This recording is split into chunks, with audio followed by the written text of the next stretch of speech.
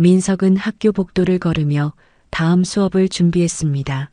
교실에서 들려오는 아이들의 웃음소리가 어쩐지 오늘따라 가슴을 무겁게 누르는 느낌이었죠. 아이들을 좋아하는 교사로서 그동안 행복했지만 최근 집에서의 상황은 그리 편치 않았습니다. 집에 도착한 민석은 현관문을 열자마자 침묵이 느껴졌습니다. 지연은 소파에 앉아 무언가를 보고 있었어요. 민석이 다가가자 지연은 서류 더미를 품에 안았습니다. 그것은 입양 서류였습니다. 지연은 불임 판정을 받은 지 1년이 지났습니다. 처음에는 둘 다 충격을 받았지만 민석은 괜찮다고 위로했어요. 아이가 없어도 둘이 행복하게 살면 된다고 말이죠. 하지만 지연의 우울함은 날이 갈수록 깊어졌습니다. 민석 오늘도 입양 얘기구나라고 생각하며 한숨을 내쉬었습니다. 이미 수차례 대화했지만 결론이 나지 않았던 주제였어요. 오늘도 학교에서 아이들을 가르치다 보니 더 생각났어. 아이가 있었으면 하고. 지연이 말했습니다. 그녀의 눈에는 눈물이 고여 있었죠. 민석은 아내를 바라보며 입양은 큰 결정인데 좀 더 시간을 두고 생각해보자고 말했어요. 하지만 지연은 이미 서류를 다 준비했다며 아기 사진을 내밀었습니다. 이 아이야 여자아이 생후 6개월 딱 봤을 때부터 느낌이 왔어. 우리 아이가 될 거라는 확신이 들었다고 지연이 흥분된 목소리로 말했습니다. 민석은 사진을 받아들고 잠시 바라보았습니다. 동그란 눈, 오뚝한 코, 그리고 작은 입 어딘가 낯설지 않은 느낌이 들었어요. 하지만 곧 그것은 그저 아기들이 다 비슷해 보이기 때문이라고 생각했죠. 그런데 아직 입양 신청도 안 했는데 어떻게 특정 아이를 지정할 수 있는 거야? 민석이 의아해하며 물었습니다. 아, 그게 내가 입양 기관에 문의했더니 이런 경우도 있다고 하더라고. 특별 케이스라나 지연이 말하며 시선을 돌렸어요. 민석은 뭔가 이상하다는 느낌을 받았지만 아내의 간절함에 조금씩 마음이 기울기 시작했습니다. 지연이 오랜만에 활기를 되찾은 모습을 보니 기뻤거든요. 어쩌면 아이를 키우는 것이 새로운 시작이 될 수도 있겠다는 생각이 들었습니다. 하지만 그날 밤 우연히 지연의 핸드폰이 울렸습니다. 민석이 무심코 확인한 메시지에는 그 아이는 당신을 닮았어라는 문구가 적혀 있었죠. 이상한 느낌에 민석은 지연에게 물었습니다. 저 문자는 뭐야? 누구한테 온 거야? 아, 입양기관 담당자야. 아기가 나랑 좀 닮았다고 그러더라고. 지연이 황급히 대답했어요. 그러곤 서둘러 핸드폰을 가져가 문자를 지웠습니다. 민석은 뭔가 석연치 않은 느낌을 지울 수 없었습니다. 그날 밤 민석은 지연의 숨소리를 들으며 오랫동안 생각에 잠겼습니다. 이상한 직감이 그를 괴롭히기 시작했어요. 며칠 후 민석은 지연에게 말하지 않고 입양기관을 찾아갔습니다. 평소 자신과 다르게 비밀스러운 행동을 하는 것이 내키지 않았지만 뭔가 석연치 않은 느낌을 지울 수 없었어요. 입양기관에 도착한 민석은 담당자를 만났습니다. 자신을 지연의 남편이라고 소개하자 담당자는 반갑게 맞아주었어요. 지연 씨가 정말 열성적이시더라고요. 아기에 대한 애정이 남달라 보였습니다.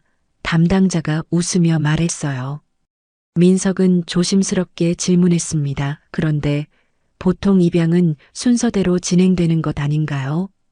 어떻게 특정 아이를 지정해서 입양할 수 있는 건지 궁금합니다. 담당자는 잠시 당황한 표정을 지었죠.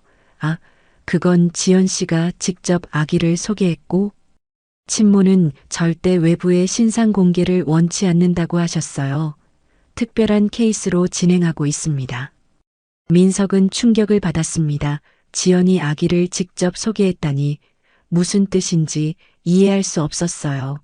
더 많은 정보를 알아내고 싶었지만 담당자는 더 이상의 정보는 비밀 유지 의무가 있어 알려줄 수 없다고 했습니다. 민석은 담당자와 대화를 마치고 기관을 나왔어요. 머릿속은 혼란스러웠습니다. 지연은 어떻게 그 아이를 알게 되었을까? 민석은 무언가 수상함을 느끼며 더 깊이 파고들기로 결심했죠. 그날 저녁 민석은 지연에게 입양 절차에 대해 물어보았습니다. 언제쯤 진행될 것 같아? 라고 자연스럽게 질문했어요. 지연은 기뻐하며 대답했습니다. 빠르면 한 달 안에 우리 아이를 데려올 수 있을 거야. 민석은 아이의 출생 기록이나 의료 기록 같은 것도 받을 수 있냐고 물었습니다. 지연은 잠시 긴장한 듯 했지만 이내 그런 건 입양 후에 받을 수 있을 거야 라고 대답했어요. 민석은 그날 밤 지연이 잠든 후 그녀의 노트북을 살펴보았습니다. 양심의 가책이 들었지만 점점 커지는 의심을 무시할 수 없었어요. 노트북에서 지연이 자주 다녔던 산부인과 기록을 발견했습니다. 지연은 민석에게 건강검진을 위해 간다고 했었죠. 호기심에 민석은 그 산부인과 홈페이지를 찾아보았습니다. 그리고 놀라운 사실을 발견했어요. 그 병원은 불임 치료뿐만 아니라 출산 서비스도 제공하고 있었습니다. 더 자세히 살펴보니 지연이 다녔던 시기와 아기의 출생 시기가 맞아떨어졌어요. 민석의 머릿속에 끔찍한 의심이 피어올랐습니다. 혹시 지연이 불임인 척하면서 다른 남자의 아이를 가진 것은 아닐까? 그 생각만으로도 가슴이 찢어질 것 같았어요. 민석은 자신의 의심이 틀리기를 바라며 더 많은 증거를 찾기로 했습니다. 다음 날 아침 지연에게 출근한다고 말한 후 그 산부인과를 찾아갔죠.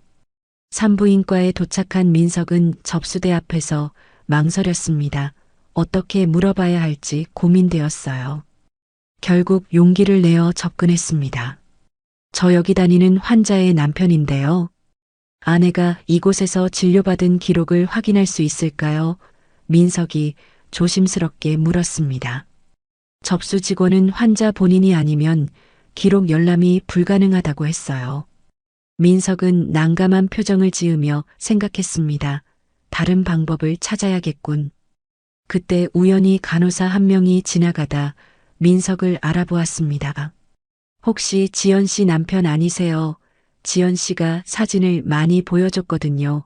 아기 잘 크고 있어요. 민석은 순간 얼어붙었습니다. 무슨 말인지 이해할 수 없었어요. 어떤 아기요라고 물었습니다. 간호사는 당황한 표정을 지었어요. 아, 그게 제가 실수한 것 같네요. 죄송합니다. 그러고는 서둘러 자리를 떠났습니다. 민석은 더 큰 혼란에 빠졌습니다. 확실히 뭔가 있다고 느꼈어요. 병원을 나와 근처 카페에 앉아 생각을 정리했습니다. 지연은 이 병원에서 뭔가를 숨기고 있었어요. 그리고 그것은 아기와 관련이 있었습니다. 민석은 지연의 휴대폰을 다시 확인해 봐야겠다고 결심했어요. 그날 저녁 지연이 샤워하는 동안 민석은 그녀의 휴대폰을 살펴보았습니다. 메시지함에는 특별한 것이 없었어요.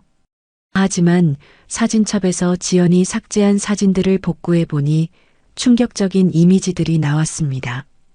임신 테스트기 양성 반응 초음파 사진 그리고 병원 침대에 누워있는 지연의 모습. 민석은 손이 떨렸습니다.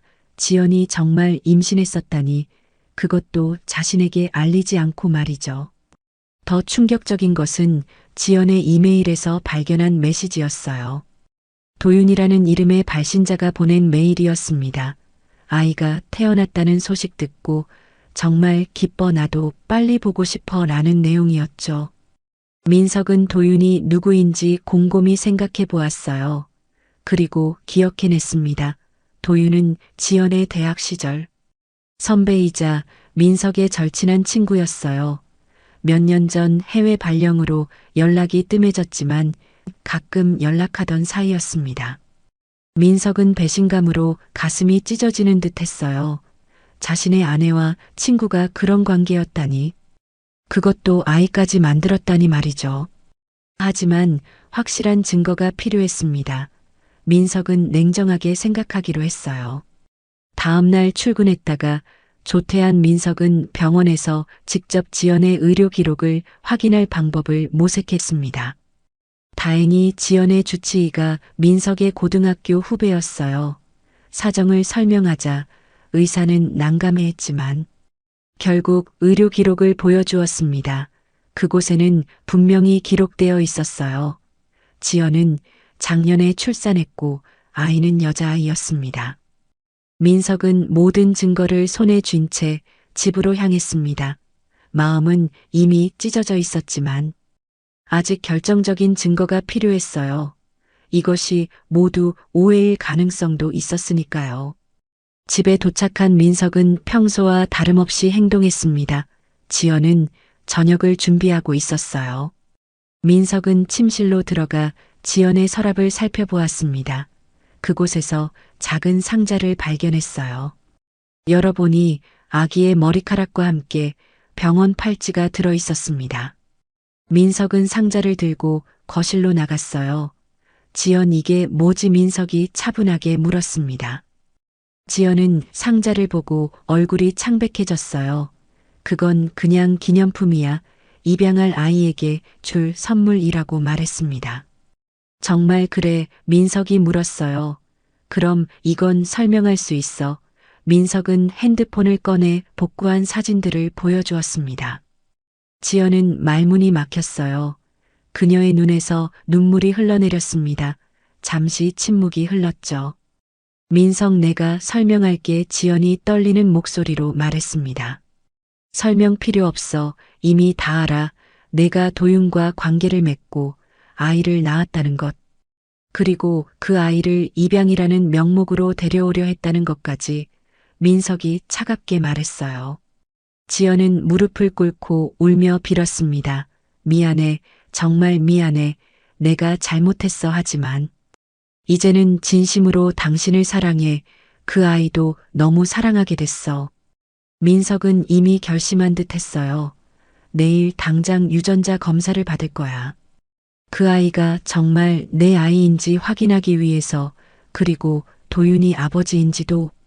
지연은 더 이상 부정할 수 없었습니다. 고개를 끄덕이며 모든 것을 인정했어요. 그날 밤 민석은 소파에서 잠을 청했지만 잠이 오지 않았습니다. 머릿속에는 수많은 생각이 맴돌았어요. 배신, 분노, 상실감, 모든 감정이 뒤섞였습니다. 다음 날 민석은 휴가를 내고 직접 입양기관을 찾아갔어요. 담당자에게 상황을 설명하고 아기의 머리카락 샘플로 유전자 검사를 의뢰했습니다. 결과는 충격적이었습니다. 아기와 지연 유전적 일치율 99.9% 확실히 친모였어요. 그리고 아기의 유전자는 민석과는 전혀 일치하지 않았습니다. 민석은 도윤에게 직접 연락했어요. 예전 친구인 척하며 만남을 요청했습니다. 도윤은 흔쾌히 응했죠. 오랜만이네. 반갑다. 어떻게 지내? 두 사람은 카페에서 만났습니다. 도윤은 처음에는 평소와 다름없었어요. 하지만 민석이 조용히 아기 사진을 꺼내자 표정이 굳었습니다. 이 아이 내 딸이지? 민석이 차갑게 물었어요. 도윤은 충격받은 표정으로 민석을 바라보았습니다. 어떻게 알게 됐어? 도윤이 힘없는 목소리로 물었어요. 민석은 냉정하게 대답했습니다. 중요한 건 그게 아니야. 내가 내 아내와 관계를 맺고 아이까지 낳았다는 사실이 중요하지. 도윤은 고개를 숙였어요. 미안해. 정말 미안해. 우리는 실수였어. 지연이 너와 잠시 헤어졌을 때 일어난 일이야. 민석은 놀라움을 감추지 못했습니다. 우리가 헤어진 적이 없는데. 아, 그때 지연이 너랑 큰 싸움을 했다고 헤어질 거라고 했어. 도윤이 당황한 표정으로 말했어요. 민석은 쓴웃음을 지었습니다. 지연의 거짓말은 끝이 없었군요. 우리는 한 번도 헤어진 적이 없어. 잠시 다툰 적은 있지만 그게 전부였지. 도윤은 충격받은 표정이었어요. 내가 속았군. 지연이 나에게도 거짓말을 한 거야. 그래서 그 아이는 입양하기로 했지. 내가 키울 생각은 없었던 거야. 민석이 차갑게 물었습니다. 도윤은 고개를 끄덕였어요. 나는 결혼도 했고, 아내도 있고, 다른 아이도 있어. 그 아이를 책임질 수 없었어. 지연이 혼자 키우겠다고 했지만, 그것도 쉽지 않았을 거야. 그래서 입양을 생각했던 것 같아. 민석은 분노로 주먹을 꽉 쥐었습니다. 그리고 나에게 자신의 아이를 내 아이인 척 키우게 하려고 했던 거지. 내가 얼마나 바보처럼 보였을까. 도윤은 말없이 고개만 숙였어요. 그의 눈에도 눈물이 맺혔습니다. 민석은 일어나며 말했습니다. 난 앞으로 너희 둘 다 보고 싶지 않아. 하지만 그 아이는 죄가 없지. 아이만큼은 제대로 키워지길 바라. 도윤은 민석의 팔을 잡았어요. 민석아, 제발 지연을 용서해줘. 그녀도 많이 괴로워했어. 민석은 팔을 뿌리치며 웃었습니다. 용서 그런 거 없어. 이제 끝이야. 민석은 카페를 나와 집으로 향했어요. 머릿속에는 이미 계획이 세워져 있었습니다. 분명 복수를 하고 싶었지만 그것이 무고한 아이에게 상처를 줄 수는 없었죠. 민석은 가장 효과적인 방법을 생각했습니다. 집에 도착한 민석은 지연에게 말했어요. 도윤을 만났어. 모든 걸 알게 됐지. 지연은 눈물 어린 얼굴로 민석을 바라보았습니다. 이제 어떻게 할 거야? 민석은 잠시 생각하는 척하다가 대답했어요. 입양 절차를 계속 밟을 거야. 지연은 놀란 표정이었습니다. 정말이야. 응, 진실로 태어났든 입양이든 그 아이는 죄가 없으니까. 민석이 침착하게 말했어요. 하지만 조건이 있어. 도윤은 다시는 만나면 안 돼. 그리고 이 일은 우리 둘만의 비밀로 남겨야 해. 지연은 민석의 말에 기뻐하며 그를 꼭 안았습니다. 정말 고마워. 앞으로 정말 잘할게. 당신을 위해서라면 뭐든지 할게. 지연이 울먹이며 말했어요. 민석은 미소 지으며 지연의 등을 쓰다듬었습니다. 마음속으로는 전혀 다른 생각이 들었지만 겉으로는 아무렇지 않은 척했어요. 입양 절차는 빠르게 진행되었습니다. 민석은 모든 서류에 서명하고 아이를 맞을 준비를 했어요. 그동안 지연은 민석에게 더 잘하려고 노력했습니다. 매일 아침 일찍 일어나 아침을 준비하고 집안을 깨끗이 청소했죠. 드디어 입양 당일이 되었습니다. 입양 기관에서는 작은 환영식을 준비했어요. 민석의 부모님과 지연의 부모님도 함께 했습니다. 모두 기쁨에 들떠 있었죠. 담당자가 아기를 안고 들어왔습니다. 작고 예쁜 여자아이였어요. 동그란 눈과 오뚝한 코, 그리고 지연을 닮은 입술 모두가 감탄했습니다. 정말 지연 씨를 닮았네요. 마치 친딸 같아요. 담당자가 웃으며 말했습니다. 민석은 아이를 바라보았어요.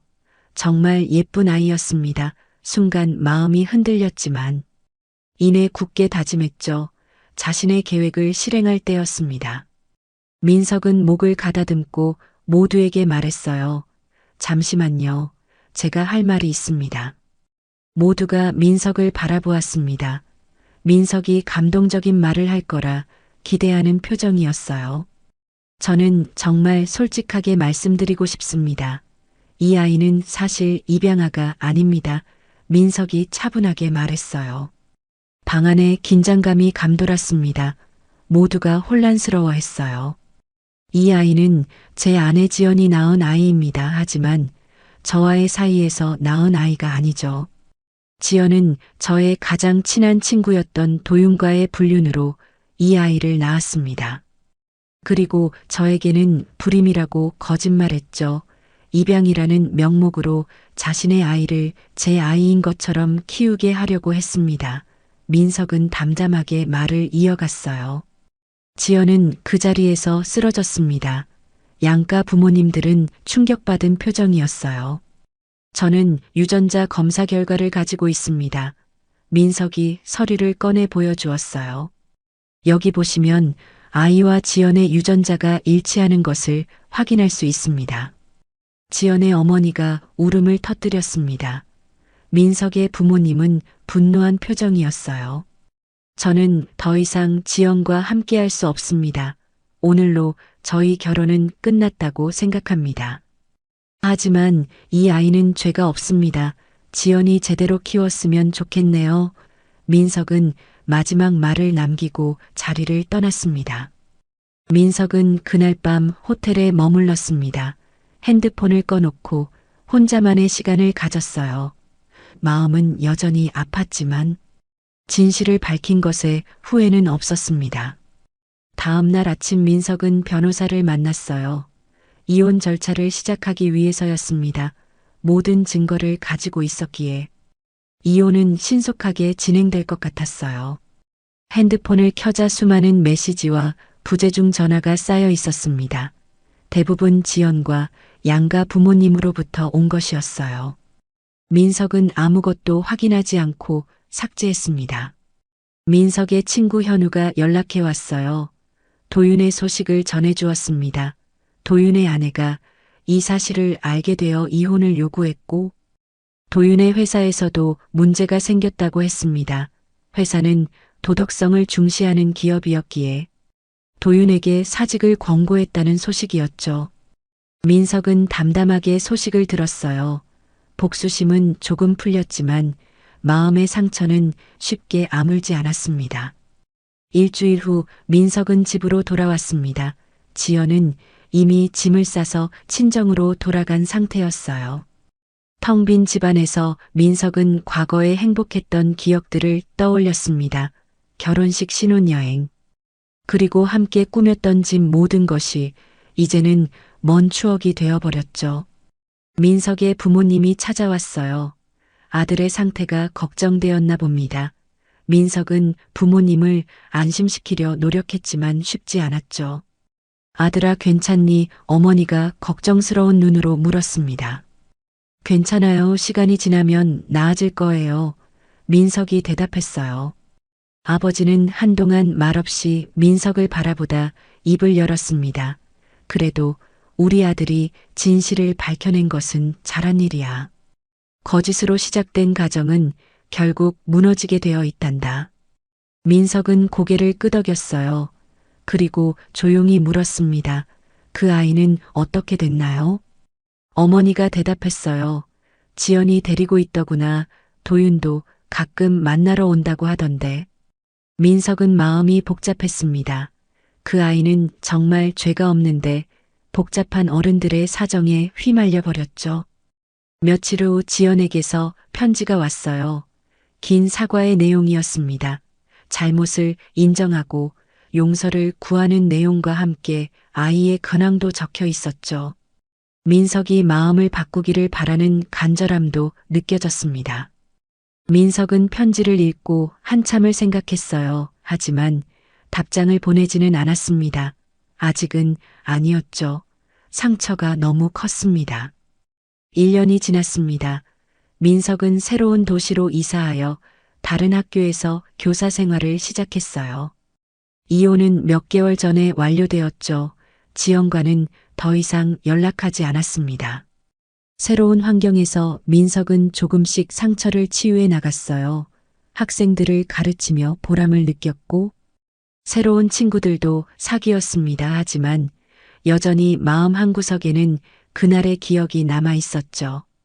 어느 날 민석은 거리에서 우연히 아이를 안고 있는 지연을 마주쳤습니다. 이제 2살쯤 되어 보이는 아이였어요. 민석은 잠시 멈춰서서 그들을 바라보았습니다. 지연도 민석을 발견했죠. 잠시 망설이다가 조심스럽게 다가왔습니다. 민석, 오랜만이야. 어떻게 지내? 괜찮아. 민석이 짧게 대답했어요. 아이는 건강해 보이네. 응, 건강하게 잘 자라고 있어. 지연이 말했습니다. 이름은 서연이야. 민석은 아이를 바라보았어요. 이제는 더 성장한 모습이었습니다. 여전히 지연을 닮았지만 도윤의 눈매도 보였죠. 잠시 침묵이 흘렀습니다. 민석은 무엇을 말해야 할지 고민했어요. 민석 정말 미안해. 지연이 먼저 입을 열었습니다. 내가 얼마나 상처받았을지 생각하면 아직도 가슴이 아파. 민석은 잠시 생각에 잠겼어요. 이제는 그 모든 일이 조금 멀게 느껴졌습니다. 아직 완전히 용서하지는 못했지만 예전처럼 가슴이 찢어지는 아픔은 없었죠. 지연 이제 와서 하는 말이지만 사랑보다 중요한 건 진실이야. 거짓으로 쌓은 가정은 결국 무너진다는 걸 우리가 증명했지. 민석이 차분하게 말했어요. 지연은 눈물을 참으며 고개를 끄덕였습니다. 서연이가 행복하게 자랐으면 좋겠다. 민석이 말했어요. 그리고 너도 행복하길 바래. 지연은 놀란 표정이었습니다. 내가 그런 말을 해줄 줄은 몰랐어. 미움은 나를 더 아프게 할 뿐이야. 이제는 내 삶을 살아가려고 해. 민석이 미소 지으며 말했습니다. 민석은 아이에게 다가가 조심스럽게 손을 내밀었어요. 아이는 호기심. 어린 눈으로 민석을 바라보다 작은 손으로 민석의 손가락을 잡았습니다. 안녕 서연아, 잘 지내? 넌 아무 잘못 없어. 민석이 부드럽게 말했어요. 작별 인사를 나눈 후 민석은 자신의 길로 걸어갔습니다. 뒤돌아보지 않고 앞만 보며 걸었어요. 마음은 여전히 복잡했지만 이제는 앞으로 나아갈 수 있을 것 같았습니다. 집으로 돌아온 민석은 창가에 앉아 하늘을 바라보았어요. 상처는 여전히 있었지만 이제는 그 상처와 함께 살아가는 법을 배운 것 같았습니다. 이 경험이 그를 더 강하게 만들었다고 생각했죠. 밤에 잠자리에 들며 민석은 생각했습니다. 서연이의 눈빛이 어쩐지 자신을 닮았다는 생각이 들었어요. 하지만 그건 아마도 착각일 테죠. 그래도 그 순간만큼은 마음이 평온했습니다. 민석은 이제 자신의 삶을 새롭게 시작할 준비가 되었어요. 더 이상 과거에 묶여있지 않기로 했습니다. 상처는 시간이 지나면 아물고 언젠가는 새로운 사랑도 찾을 수 있을 거라고 생각했죠. 창문 너머로 별이 빛나는 하늘을 바라보며 민석은 생각했습니다. 사람은 어떤 상처도 이겨낼 수 있다고 말이에요. 그리고 그 과정에서 더 강해진다고.